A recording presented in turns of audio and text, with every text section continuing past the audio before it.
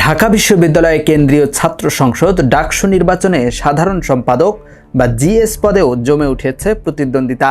প্রতিটি প্যানেলই চেষ্টা করেছে শক্তিশালী সাংগঠনিক অভিজ্ঞতা ও নেতৃত্ব সম্পন্ন প্রার্থীকে সামনে আনতে। জাতীয়তাবাদী ছাত্রদলের প্যানেল থেকে জিএস পদে প্রতিদ্বন্দ্বিতা করছেন কবি জসিমউদ্দিন হল শাখা ছাত্রদলের আহ্বায়ক শেখ তানবীর বারী হামিম।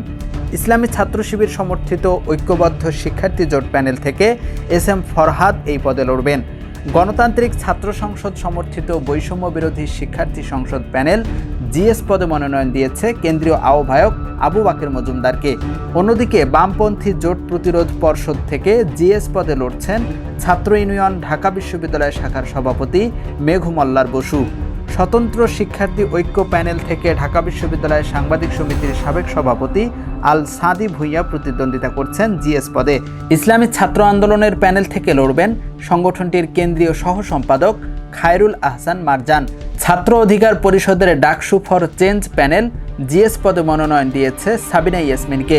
এছাড়া ডিউ ফার্স্ট থেকে প্রতিদ্বন্দ্বিতা করছেন এনসিপি নেতা মাহিন সরকার এবং অপরাজয় ৭১, অদম্য ২৪ প্যানেল থেকে লড়ছেন এনামুল হাসান অনয়। অভিজ্ঞতা, সাংগঠনিক দক্ষতা আর শিক্ষার্থীদের সঙ্গে নিবিড় সম্পৃক্ততা, এই তিন দিক সামনে রেখে প্রতিটি প্যানেল তাদের জিএস প্রার্থীকে ভোটারদের কাছে তুলে ধরছে। ইউএফটি ফার্স্টের সাথে ট্রেড করুন যে কোনো জায়গা থেকে। ক্যাম্পাসে ক্লাসের ফাঁকে, ঢাকার জ্যামে বসে কিংবা ঘরে বসে, ট্রেডিং এখন হাতের মুঠোয়। তাই ট্রেড করুন যখন খুশি, যেখানে খুশি।